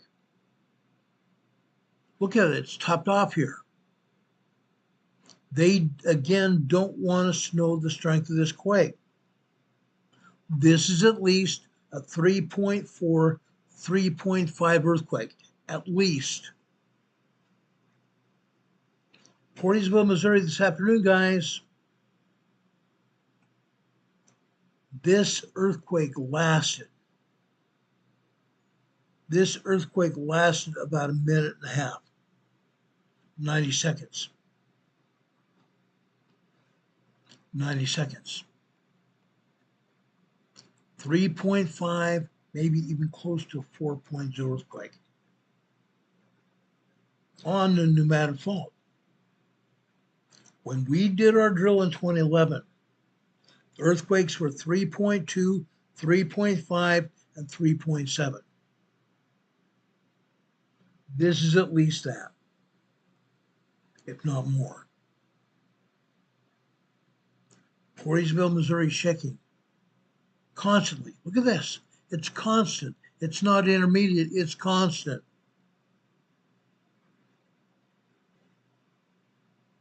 You need to share this information, guys. Share this information with your families, your extended family, your brothers and sisters, your spouses, your mother and your father. Share this information with your best friends and neighbors. The people you associate with on social media, they need to know this as well. And also the people you work with. We have many people who live on the pneumatic fault zone, on or in the pneumatic fault zone, on either side of the fault. We have a lot of EMA family members living here. Why am I so adamant that you share this information? Because, folks, your lives are in danger.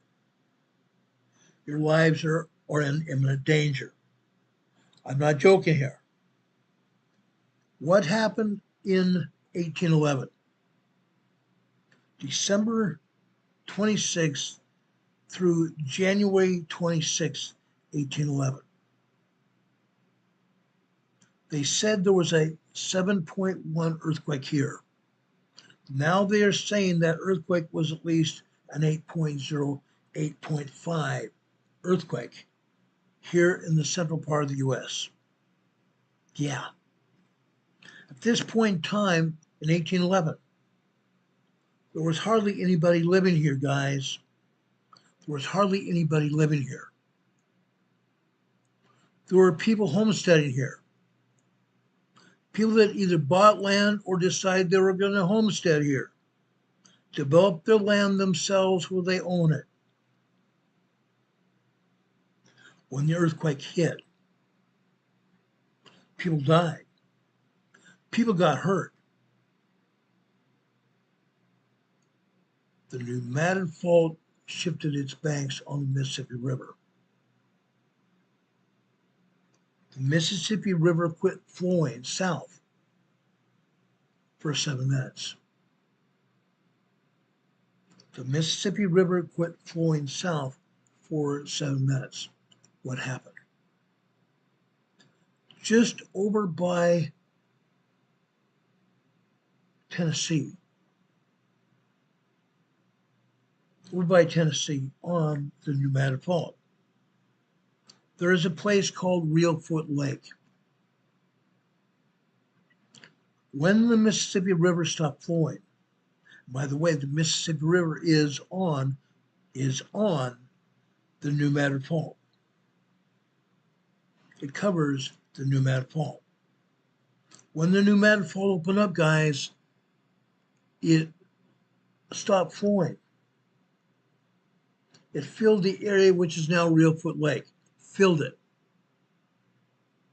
Farms, homesteads, cabins were flooded out. People died. People died. Horse and buggy paths. Horse and buggy paths. Cow paths, horse paths. broke open. Great big huge fissures open up in the ground. Huge fissures open up in the ground, guys.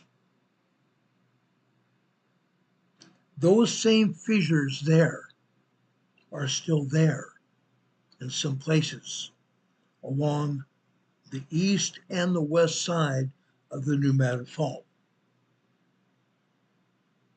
Those horse and buggy paths are now 2-lane highways, 1 lane in each direction. I've driven it. When I moved here 5 years plus ago, I crossed the Mississippi River on Highway 40. I crossed the river on Highway 40. I was on some of the highways in Arkansas, and also I took some time a little bit in Tennessee. I know exactly what's going on here. Those horse and buggy paths opened up fissures, opened up large fissures on either side of the New Madrid Fault. The New Madrid Fault was horse and buggy paths, blocked. Suddenly those horse and buggy paths were blocked. Nobody could move. The same thing is going to happen again. The same kind of thing is going to happen again, but this time, the paved roads are going to buckle. You're not going to be able to travel north or south on them. Some of the other roads are also going to buckle, running east and west. Bridges over the Mississippi River are going to go down. The highways around the Mississippi have never been made to handle heavy-duty traffic, let alone traffic after an earthquake. The roads are going to open up with huge fissures. They're going to become impassable. Gas lines and water lines are going to break. There's going to be fires as these gas mains and gas lines break. There's not going to be enough water to fight the fires. Only the water on the ground in the fire trucks is going to be available to pump water onto the fires. Homes and businesses are going to burn down to the ground. The only way they're going to adequately be able to fight fire on either side of the New Madrid Fault, all the way to Illinois, all the way down to southern Louisiana. Yeah. The only way they're going to be able to fight fires is with helicopters. Helicopters, guys. What's going to happen? I'm already showing you earthquakes here. 3.0 large earthquakes here. That wasn't here 2 years ago. It wasn't here 3 years ago. Now it's here. They're getting larger, guys. They're getting larger by the day. The bridges are going to fall down into Mississippi. Mississippi is also going to become impassable. The ship traffic that travels between the Gulf of America all the way north to the Great Lakes, it's going to stop. It's going to stop. With the ship traffic non-existent because of the fallen bridges, everything's going to stop on the Mississippi River. The Mississippi River can also do the exact same thing it did back 200 years ago. It can also flow backwards again. This time making either a larger real foot lake or developing another lake beside it or on the other side of the fault. Almost anything could happen. We are seeing earthquakes up and down the fault line, especially around Missouri and northern Arkansas. Jonesboro, Arkansas on the northeast side of the state, and other places, Charleston, Portersville, yeah.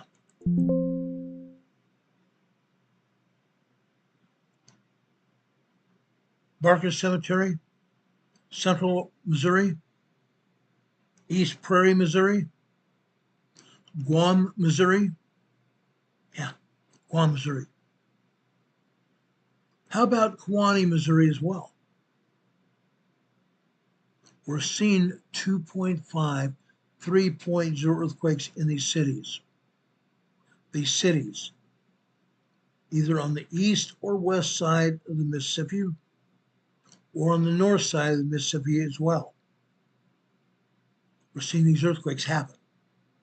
It's no joke. It's not a joke, it's real. It's happening. Now I'm run out of time here. We've been on the air now 2 hours. I want to be real with you guys. I think I have. I want everybody to know what's going on here. I'm not pulling any punches. The pneumatic fault is preparing to rip open again. And it could happen at a moment's notice. Sage Pup is here in the chat saying when the Cascadia went off in the early 1800s, they could feel it so far away as Charleston, South Carolina, and Washington, D.C. as well. It rang bells over in Washington, D.C. The pneumatic fault earthquake also rang bells in Washington, D.C. Now, with all this being said, I showed you the dangers that are happening. They're happening right now. These dangers are happening right now, guys, right there. Happening all over Arkansas and Missouri, Tennessee, Kentucky, Mississippi, going all the way north into Louisiana, Indiana, and Ohio. Fact. Suri's here saying, I really think both zones are going to be a lot worse. You're right. You're absolutely right, Surgery. It's going to happen. Now, with all that said, what are you doing to make your life better? What are you doing to prepare yourselves for these emergencies and disasters that are happening? We've talked about earthquakes. We've talked about these great big, huge storms. How are you preparing? Are you writing yourself an emergency preparedness plan? If not, why not? You need to write your preparedness plan detailing every activity that you're going to do, from the day the first disaster strikes till the time it's over. How are you going to eat? What food are you going to have? What food do you have in your house now? Do you have freeze-dried food? How much food do you have in your house? How long is it going to last? What are you going to do? Do you have any NUGS in your home? Do you have any NUGS in your home? Yes, guess what? I spelled, for the most part, that word backwards. I'm not going to say that word forward because I'll get myself in trouble with this venue. Do you have anything to help protect your life and the life of your family? Even go hunting with to scare up some food for your family. Do you know how to fish? There are plenty of lakes and rivers around where you live. You need to plant plants as well. Plant a garden, a survival garden. Put together an emergency kit. Food, water. How much water do you have stored up right now? We have several months worth of water here. We have at least 4 months worth of water here stored. How much water do you have? We have our preparedness kits as well. Every nickel, every dime, every penny we have here that spare change we put away into our emergency kit here. That way, when the crap hits a fan, we have some money stored away as well. Okay? What money are you going to do? What are you going to do with it?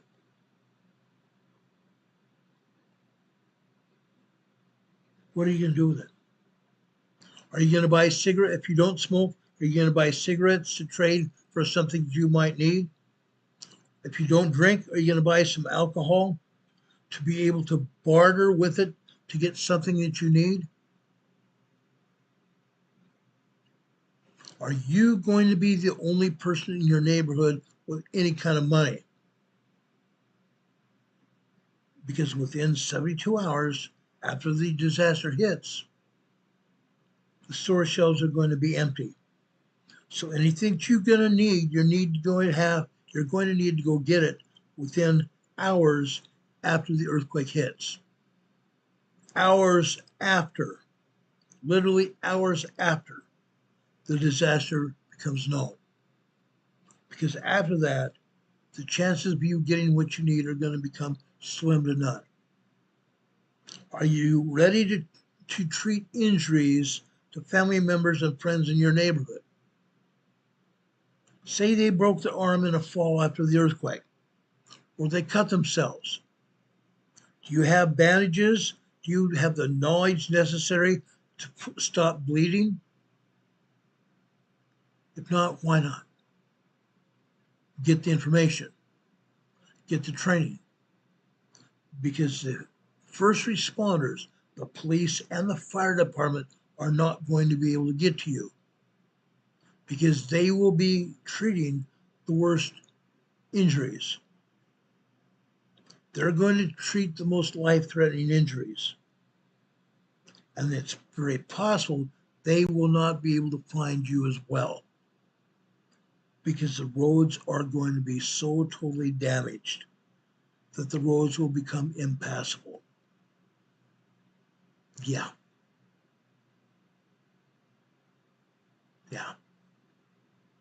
It's going to happen, guys.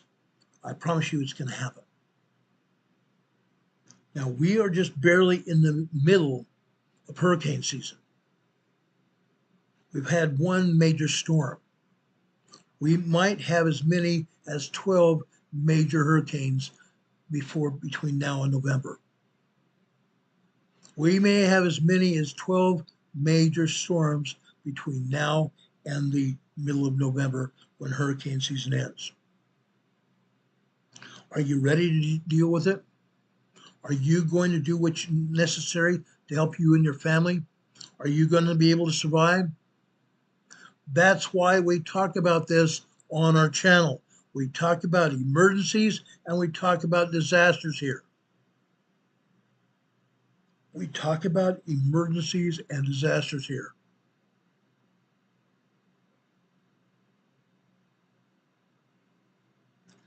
Rich Quakes here, Nova Scotia Rich Quake is saying here in the chat that the outer bands of the hurricane are already touching Nova Scotia right now. Do the people in Canada, are they aware of the danger they're in? Are they aware of what happened here in the United States already and what is continuing to happen here as this hurricane moves north? Because very soon, up in the eastern side of Canada, you folks are also going to be seeing remnants of this hurricane. It's going to happen, guys. If you expect the government to come to your rescue, it's not going to happen. Not going to happen. My dear friend Don Patoga that's here in the chat says relying on a federal cavalry, the government, when major adversity strikes is very risky. The government is only reactive. They're reactive. They're not proactive. They're not planning for anything. The only planning being done is by our military. The only planning that's being done is by our military. Nobody else gives a darn.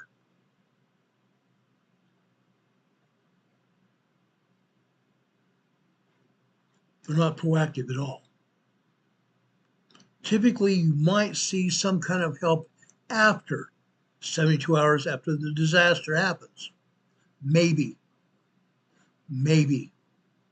You may be on your own after 2 or 3 days, or even after 72 hours. Could happen to be several weeks, 3, 5, 7 weeks after the disaster before you even see any kind of help. And when it comes to this earthquake here, the roads are going to be out. The only aid you're going to be getting is through helicopter drops, because the roadways are going to be so badly damaged that no trucking is going to happen, and there's not going to be anything flying in on planes. They're going to have military helicopters and private helicopters come in and make equipment or supply drops. That's all. Do we have any questions?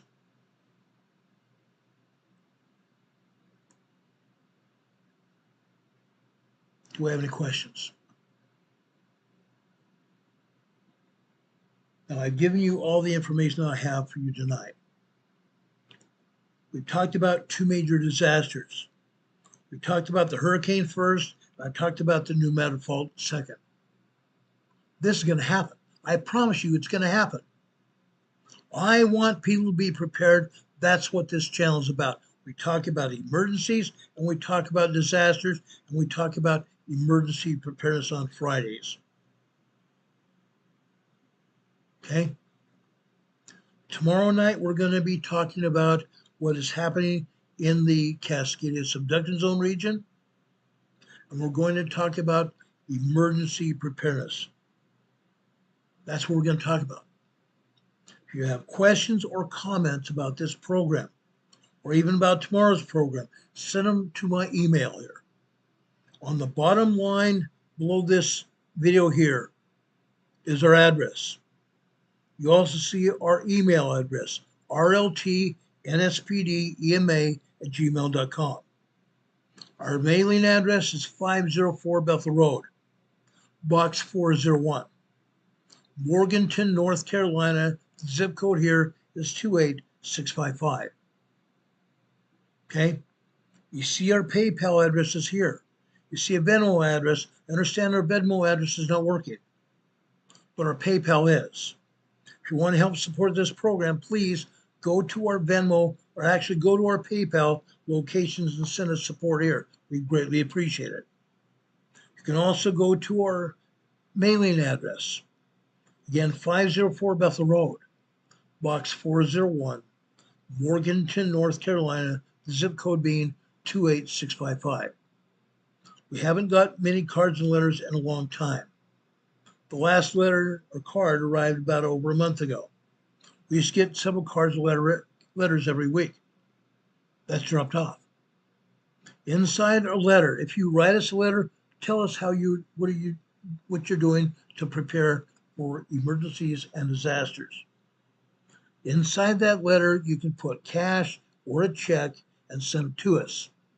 The same thing with a card. If you buy us a card, inside that card, you can write us a little note, tell us how you're doing and what you're doing to prepare, and you can stick support either in a check or cash and send it through the mail. People have done it. We have only had one problem in 6.5 years. We'd appreciate that very much. Okay? Again, does anybody have any questions for us? Okay? It's kind of hot here. It's muggy. We had probably 80-degree temperatures here in Morganton, which is at the foothills of the Blue Ridge Mountains on the eastern side of the Continental Divide, 392 miles away from the beach. Yes, we have had these outer bands of the hurricane reach over to us. We had a thunderstorm earlier. We had no rain today, yet we had rain last night. Okay?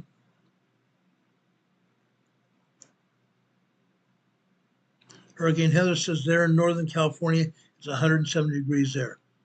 My gosh, says, wow. That's crazy, Heather. That's crazy.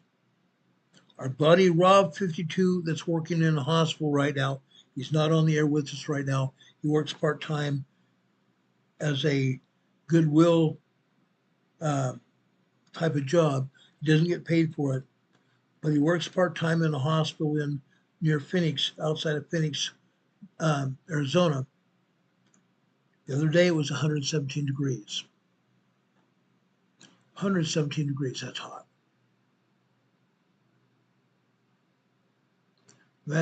Vance Pope is asking ruptures.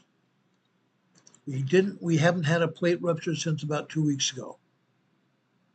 That plate rupture was over off the southeast side of the Kamchatka Peninsula. It was a full plate rupture between the Pacific Plate and the Obtuse Plate. That's what's going on. Smart Butt Patriot says in Texas it's 107 degrees there, excessive heat. I've got several friends in Texas as well.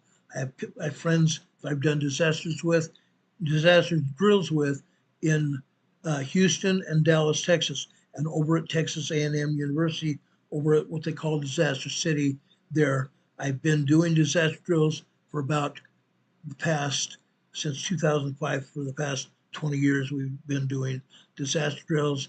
I've been doing preparedness fairs and preparedness talks literally around this country. I've been in 39 states. Been all over.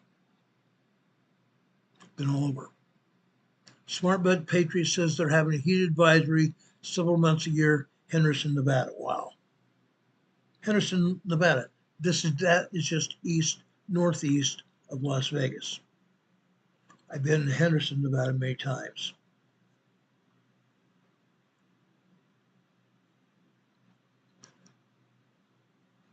Okay, you're talking about aquifer ruptures. I've not heard of any aquifer ruptures yet.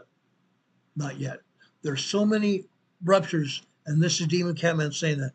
There's so many aquifers all throughout the United States and elsewhere, it's hard to even keep track of them. There's aquifers over in Nevada. There's aquifers in Arizona. There's aquifers in California. There's aquifers Oregon, Washington, Idaho, Utah, all over Arizona. Yeah, they're everywhere. Survey's here in the chat saying if the aquifers rupture, there's not going to be any clean water. True. And even the aquifers can be contaminated. Even the aquifers can become contaminated with groundwater seepage of fertilizers, other chemicals in the water.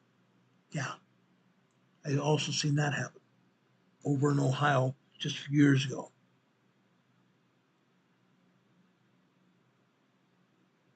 Smart Butt Patriot says she passed out from heat exhaustion after being outside an hour. I totally believe that. If you're outside, you need to wear long sleeve shirts, thin long sleeve shirts to keep the sun from hitting your skin, number one.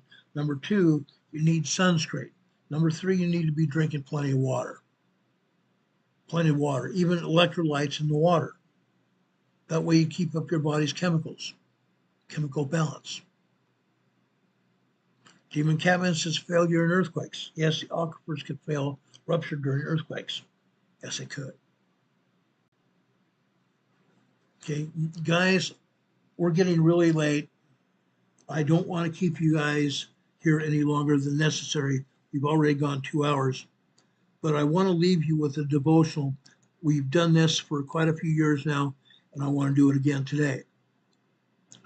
Now, I'm going over here to 1 Corinthians chapter 13.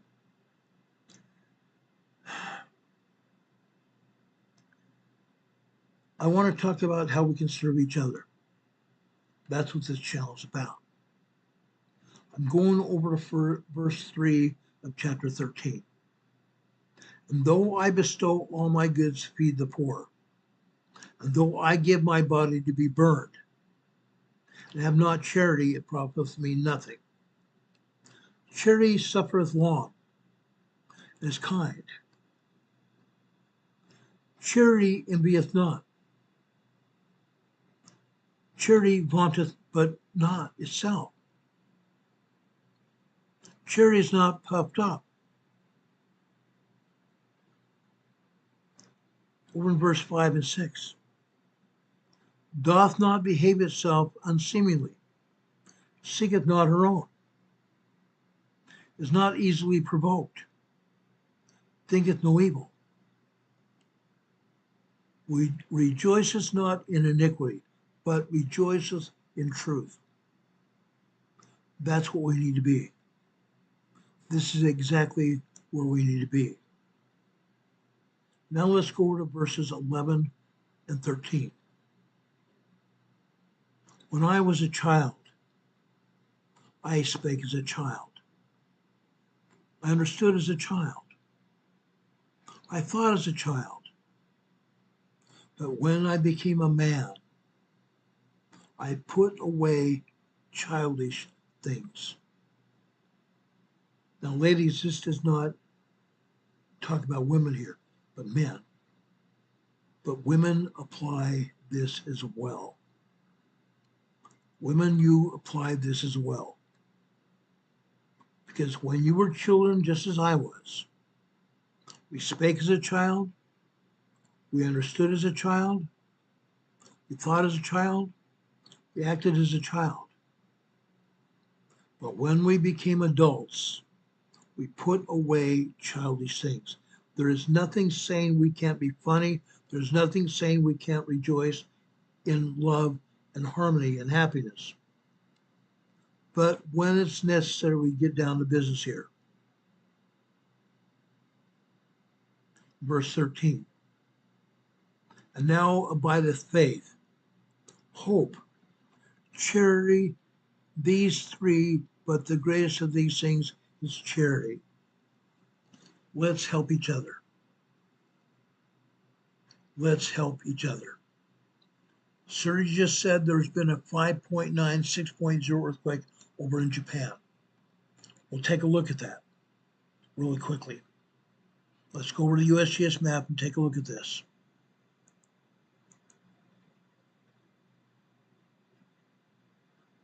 Take our banner down, briefly take our webcam down. This is the Kamchatka Peninsula. Let's go south here over to Japan. See what's actually going on.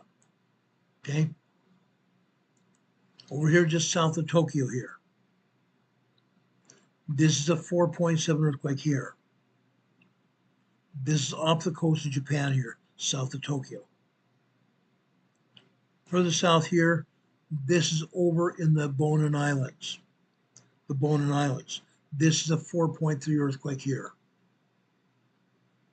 4.3 earthquake here. Let's open this up a little bit.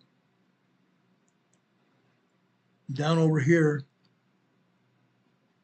okay, over to Taiwan. This is a 4.6 earthquake here. These are all moderate earthquakes. These are all moderate earthquakes. Let me go over to my device and look and see if they have a 5.9 earthquake in Japan.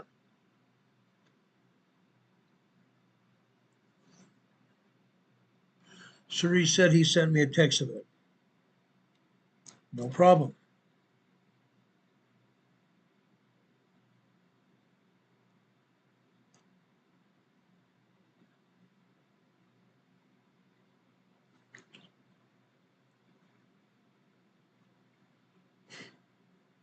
Well, I haven't seen it yet. I'm sure it'll come. I'm sure it'll come. Let me do something else and see on my device. And guys, if you don't already have this earthquake app on your phone, you probably ought to get it. Okay, this is called the My Earthquake app. Okay, let me bring up the webcam and our banner back here. Take down the USGS map since it doesn't show us anything. This is what they call the My Earthquake app. Okay, let's go over here to Japan. Yes, here on the My Earthquake app, they have this. This is off the coast of Honshu, Japan. They have it here as a 5.3 earthquake. Alan says, surgery says it's a 5.9, 6.0. My earthquake app here has it as a 5.3 earthquake off the east coast of Honshu, Japan. Okay, this is approximately, this is 6.2 miles deep, 10 kilometers deep, and it's probably close to 50 miles off the coast of Honshu, Japan. Okay, again, the My Earthquake app has it as a 5.3. Surgery has it as a 5.9, 6.0. Unreal. And north of that, this is a 2.90. That's a 2.90 here. Okay, let me take a look here. And yes, these are the only earthquakes around Japan. That is a very large earthquake there.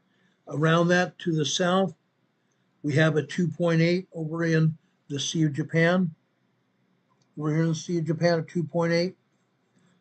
Over in Kyoto, Japan, this is a 3.4 earthquake.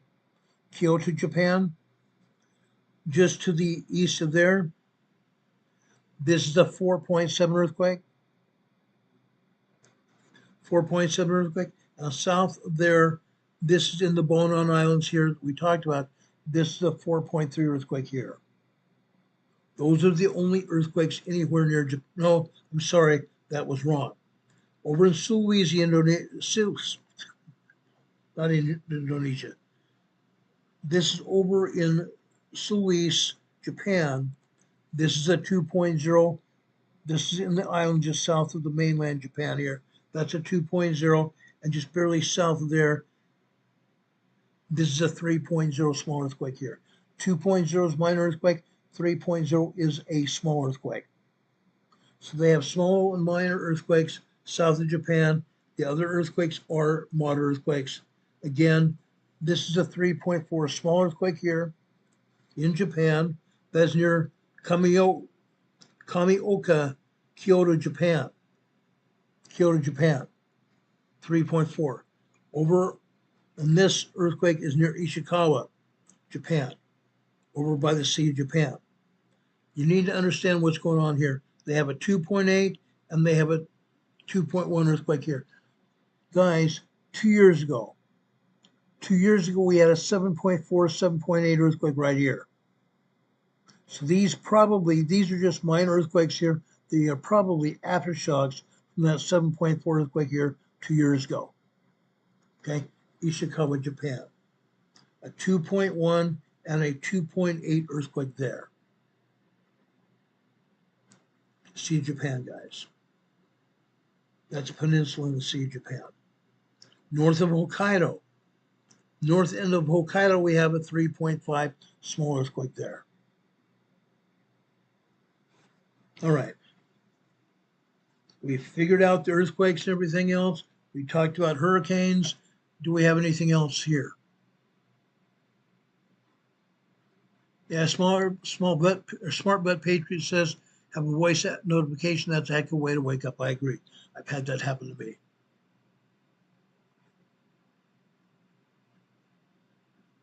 I totally get that. Guys, it's been a pleasure to be here with you today.